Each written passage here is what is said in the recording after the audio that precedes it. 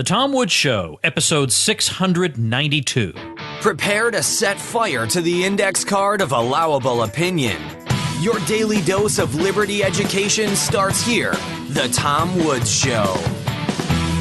Folks, if your email inbox is running your life, it's time to get your sanity back. Do what I do and use SaneBox. That's SaneBox. Get a 14-day free trial at sanebox.com/woods. Hi, everybody. Tom Woods here. Today we're talking about the 28 pages. Do you know what the 28 pages are? Well, you will after this episode if you don't already. The 28 pages are an entire section within an official report of a joint inquiry conducted by the House and Senate Intelligence Committees published in December 2002. This entire section has been blacked out. Now, some people have been allowed to read this section. This is about 9/11. And some people, like U.S. congressmen, for example, have been permitted to read these 28 pages, and apparently they have something to do with a government or governments that may have lent some assistance to the 9/11 attackers. So it's, of course, an interesting subject, and Senator Rand Paul has been behind an effort to declassify the 28 pages. So we're going to talk about the 28 pages and the controversy surrounding them, and we're going to do so with Brian McGlinchey, who runs 28pages.org. That's 28pages.org. He is a freelance writer. He's the founder of 28pages.org.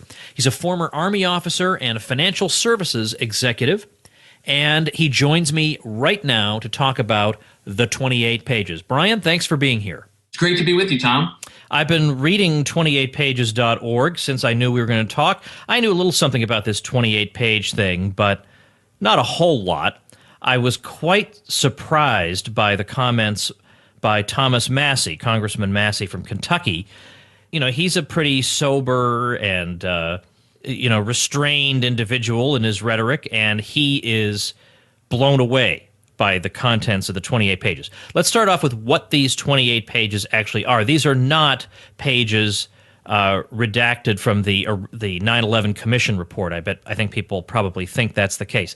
What are these 28 pages from? You're right. That's a very common misperception that they're from the Commission report. They're actually from an inquiry that came before that. Before the 9/11 Commission, there was a joint inquiry conducted by the two intelligence communities of Congress.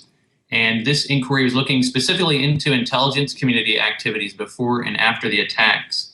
And they did their analysis and their investigation in 2002 and interviewing many, many witnesses and going through government files and so forth.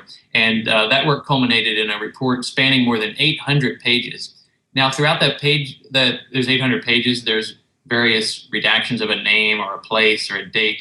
But then suddenly you get to this last chapter of the report, and the entire chapter is completely blanked out. So in the context of all those other small redactions, it's quite extraordinary. And this chapter deals specifically with the topic of foreign government connections and support, indications of that, of the 9/11 hijackers. What I found interesting in particular when looking at this was indeed the bipartisan set of testimonials we have from people who have read the 28 pages, because apparently, by and large, if you're a U.S. congressman, you can go in there and read them. You can't take notes, can't have anybody with you, you can't have any electronics with you, and they monitor you, but you can read the 28 pages. And I have to say, maybe my Catholic listeners will get the reference, but trying to get to the bottom of what this is all about reminds me of the mystery surrounding the third secret of Fatima. There would be this handful of people who had seen the third secret of Fatima, and they would slightly hint at what it was all about, and based on those hints, people were trying to reconstruct what it was. And in the same way, we get these fleeting hints as to what's in there, and we're trying to reconstruct what it is. But I think it's clearer what's in the 28 pages than in the third secret of Fatima, because the references to Saudi Arabia are so open and blatant and repeated in the testimonies. How could it not be about Saudi Arabia and its government? Yes, that's one thing that's pretty clear. And in particular, former Senator Bob Graham, he was chairman of the Senate Intelligence Committee and co-chaired that inquiry that produced the 28 pages. he's been the most outspoken in pointing that finger. And he said that the 28 pages point a very strong finger at Saudi Arabia as being the principal financier of the 9/11 attack. So you don't get much stronger than that. So yes, every indication is that this is linking the 9/11 hijackers to Saudi Arabia. All right. Now, even though we have, and I'd like you to read a few of them in a few minutes, even though we have testimonies about these 28 pages with hints as to their content from people who are fairly respectable people, yet it still seems, I bet to some people, as if there's something weirdly conspiratorial about all this. And I want you to explain why there's nothing oddball about asking for these 28 pages and why it does seem like something's going on here. Right. Yeah. Sometimes I'm asked, is this a conspiracy theory? And I say, no, this is really a transparency theory, a theory that the American people deserve to have information about an attack that was devastating in its own right. But then when we look at the implications, the policy decisions, both at home and abroad that have flown from that, they're enormous. And we all deserve to know exactly what happened, what led, and what enabled the 9/11 attacks. So this, and as you said, there are many, many sober individuals who are championing this cause, former senators, former members of the 9/11 Commission, significant figures in media, the editorial boards of many newspapers. This is a very nonpartisan quest for transparency and the government sharing information that we all should have. All right. Give me some examples of things that have been said. I mean, give me the actual quotations from people who have read these 28 pages. Absolutely. You mentioned Thomas Massey at the beginning as being a very measured individual in his rhetoric and so forth. And it was watching his press conference that actually initially sparked my interest in this. And seeing him say that the 28 pages, reading the experience of reading it was shocking. And he said, I had to stop every couple pages and try to rearrange my understanding of history. It challenges you to rethink everything. Yeah. Now, that is a fairly arresting quotation. He's not saying, oh, it's a whole lot of hoopla about nothing. Don't get your hopes up. There's no valuable information to be found here. That's right. Another big Congressman, Walter Jones, who is the leader of the declassification drive in the House of Representatives, he said, it probably took me a good hour and a half to read the pages because I would have to reread certain parts of it that I just couldn't believe what I was reading. Yeah. Now, when you mention that he's leading the effort in the House to declassify it, let's talk about that. What exactly can they do? Can they simply recommend that the president release this information? Is there some way they can force him to do it? What exactly is going on? There are a number of avenues of attack on this. The main drive right now in the House is House Resolution 14, and listeners can read the text of that at 28pages.org. It urges the president to declassify the pages. So it is a sense of the House. It is the body urging the president to do that. That's up to 70 co-sponsors. So that wouldn't force it, but would exert strong political pressure on the president to do that. But there are other avenues. There are rules by which either the House or Senate can declassify information, even over the objection of the president. Those are very rarely, if ever, used muscle, but it's an option that's out there. Congressman Jones, in addition to HRES 14, has introduced HRES 779 this month. That one calls on the chair and ranking member of the House Intelligence Committee to just personally declassify the 28 pages by putting them into the congressional record. Listeners may recall that the Pentagon papers were classified, were starting to be leaked by the New York Times, and then Senator Mike Gravel actually entered them into the congressional record and put them into public view under the protection of the speech or debate clause. So that's another avenue that could be out there. Right now, though, we're really hoping that the shortest line to having these pages declassified is simply for the president to go ahead and authorize that. Now, on that front, we are in the midst of a review, intelligence community declassification review that the president allegedly requested in the summer of 2014. I say allegedly because it really tests one's credulity to think that it could take 2 years now to review just 28 pages of information. But we are now awaiting that They had said that they expected that review to be complete by the end of June. And as you know, we're in July now, and there'll be a press conference on Capitol Hill tomorrow to draw attention to that and to reaffirm the demands to get these 28 pages released. In your FAQ over at 28pages.org, you have the basic question, among others, what do the 28 pages cover? And I just want to read your answer for the listening audience. According to the introduction to the chapter, which is itself an unclassified version of the actual introduction, the 28 pages cover the Joint Congressional Inquiry's development of information, quote, suggesting specific sources of foreign support for some of the September 11th hijackers while they were in the United States. And then it looks as if basically the entire chapter has been blacked out. Whose decision was it to black out that entire chapter? That was the decision of George W. Bush. There were months of negotiations between the staff of this Joint Congressional Inquiry and the administration over how much redactions there would be back and forth. And the Bush administration just would not yield on this chapter dealing with indications of foreign government support of the 9/11 hijackers.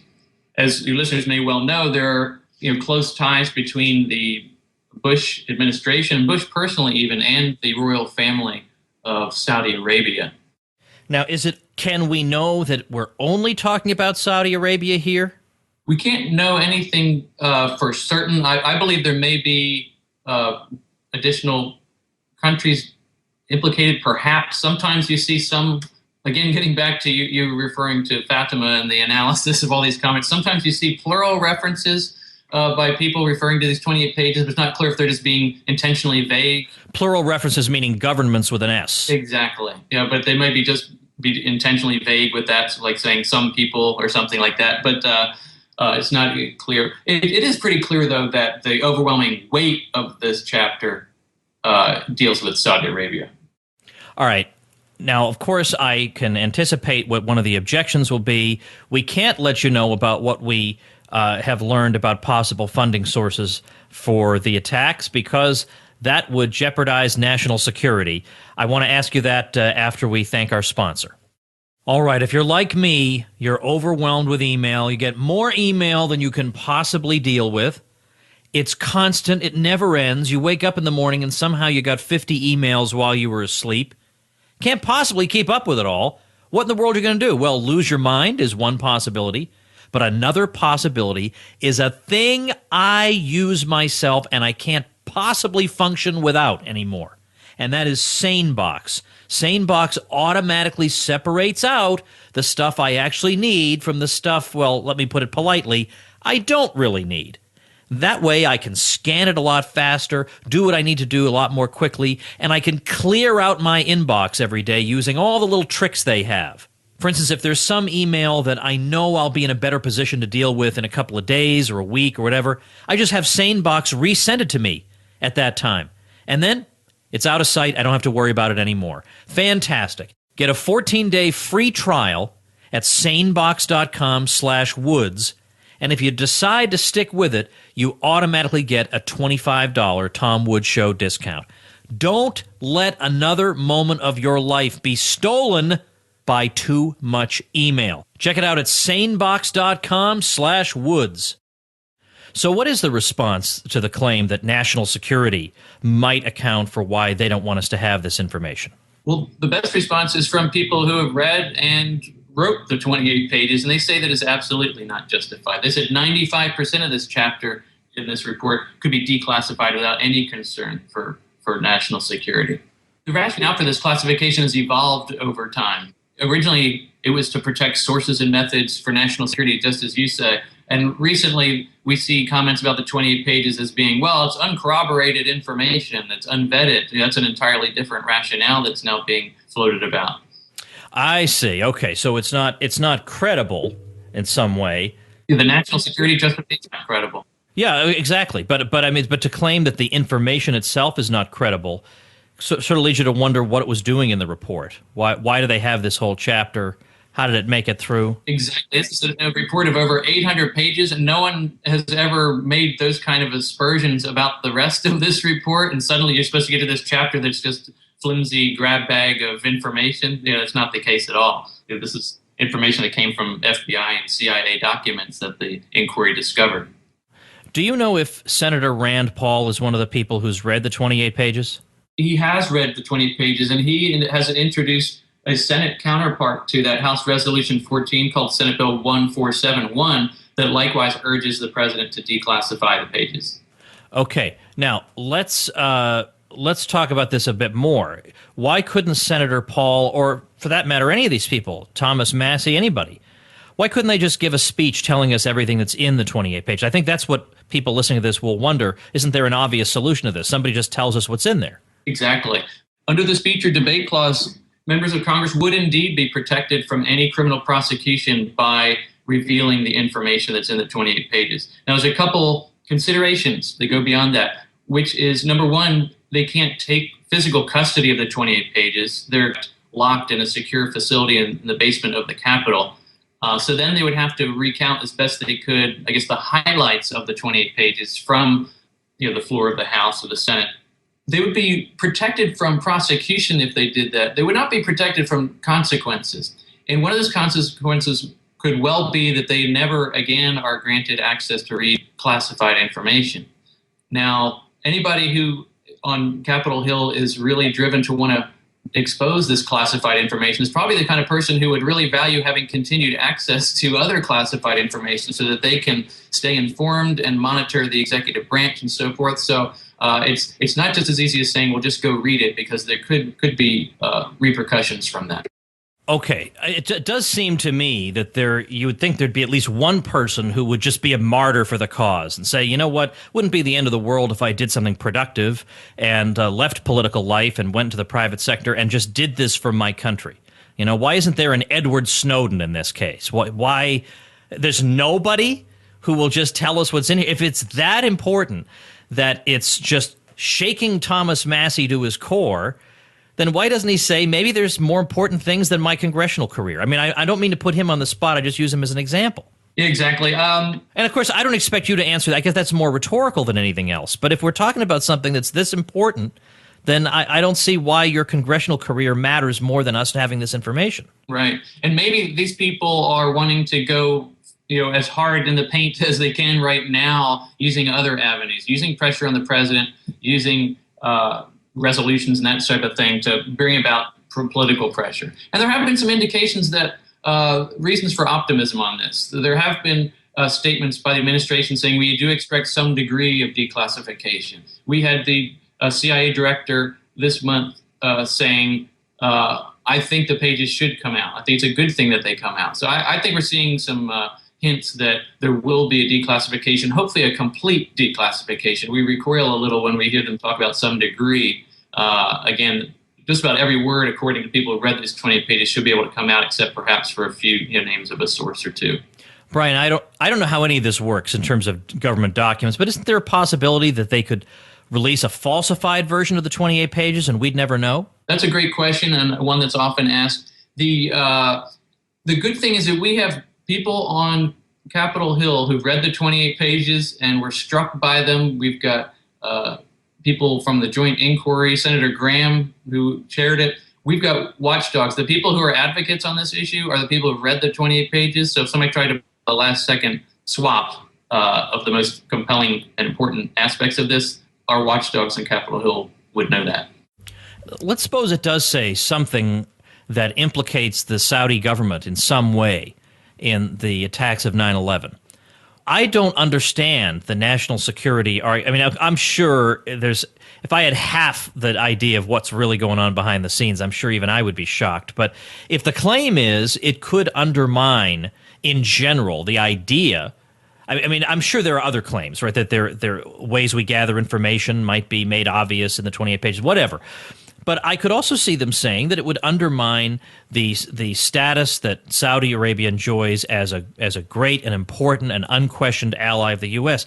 But it seems to me that begs, in the traditional sense of the term begging the question, that begs the whole question, because the 28 pages themselves may show Saudi Arabia to be not so good an ally. So this argument collapses in on itself. Exactly. Last summer, when he was on the campaign trail, someone asked Senator Lindsey Graham, one of the most hawkish people on terrorism, if he had read the 28 pages. He confessed he had not, and then asked if he would declassify them. He said he would hesitate to do so if it would hurt Saudi Arabia.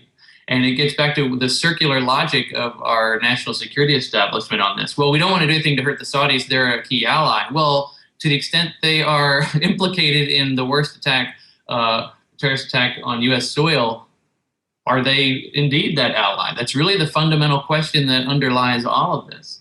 Now, you get to the question of why, beyond national security, why is this protection of Saudi Arabia apparently afoot?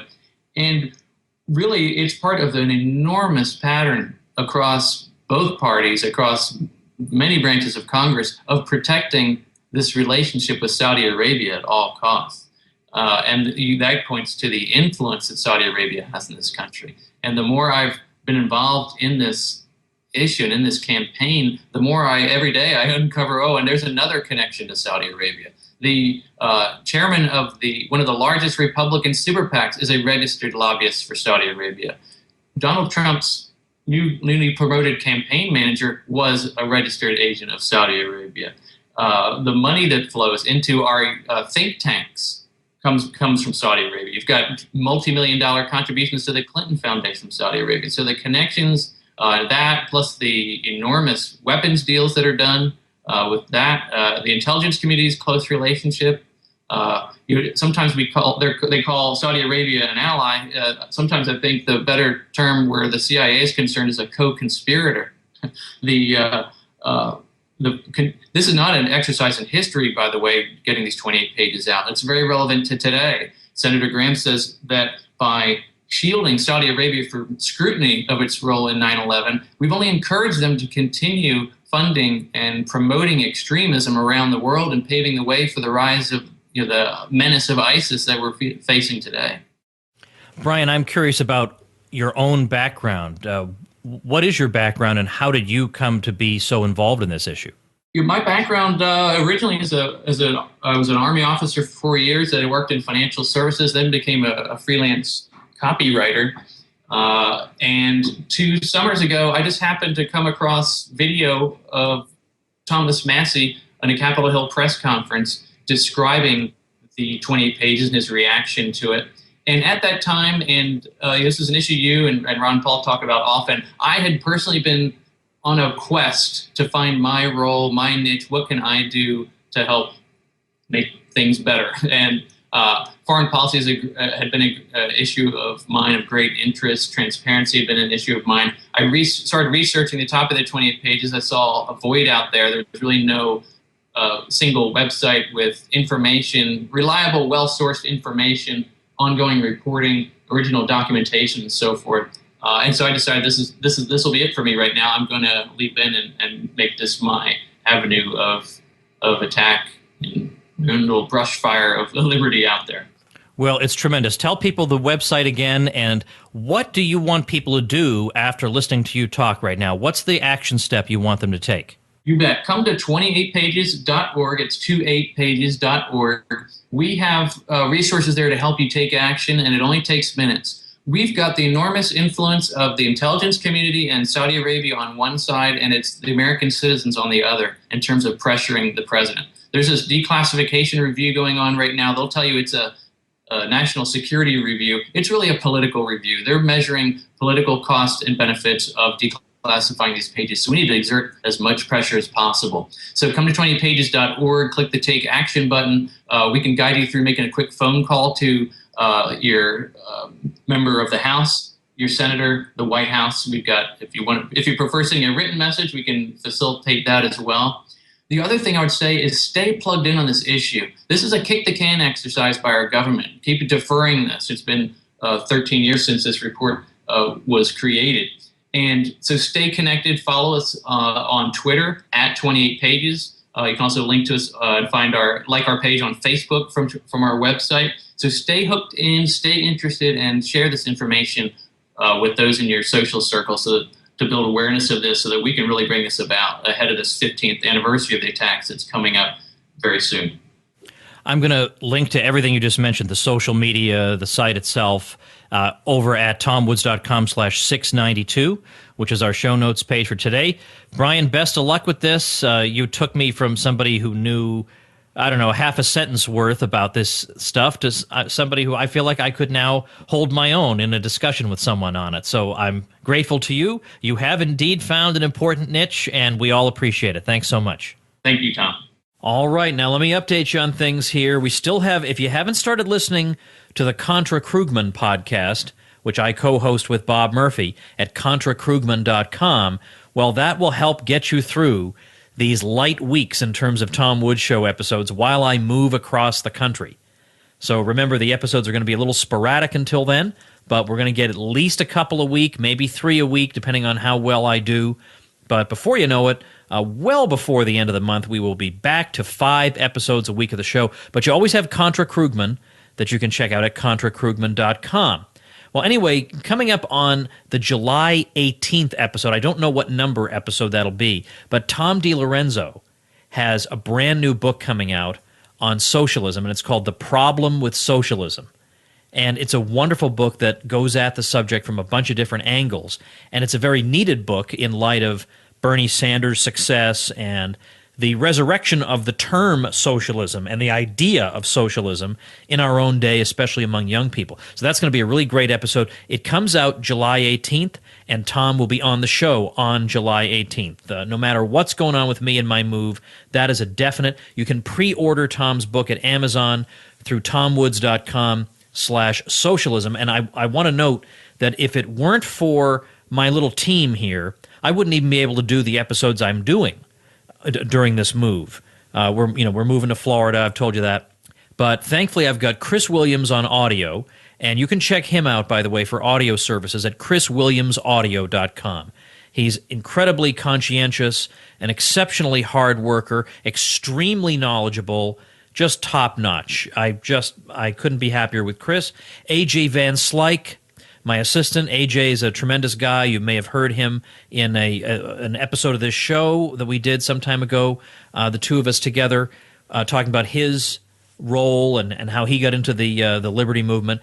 Again, without AJ, there's no way I could be doing anything during this time. Kirsten doing the transcripts. Transcripts of all the interviews are a perk of the Supporting Listener program at supportinglisteners.com. I appreciate her. Everybody who's doing my web guy, Connor Boyack, does tremendous work for me. It's a great team. It's just an amazing team. I've got also some tech stuff being done by Anthony Mione.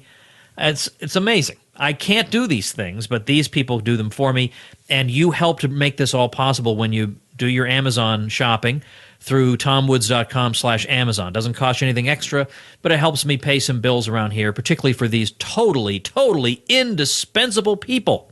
All right, let's see. Robin Kerner is coming up on episode 693. That should be just a couple episodes, I beg your pardon, a couple of days from now. And we're going to talk about persuasion and winning people over and the liberty movement and the blue Republican movement that Robin really got started. All kinds of fun and important and truly necessary things on number 693. Thanks for listening. Become a smarter libertarian in just 30 minutes a day. Visit tomwoods.com to subscribe to the show for free, and we'll see you next time.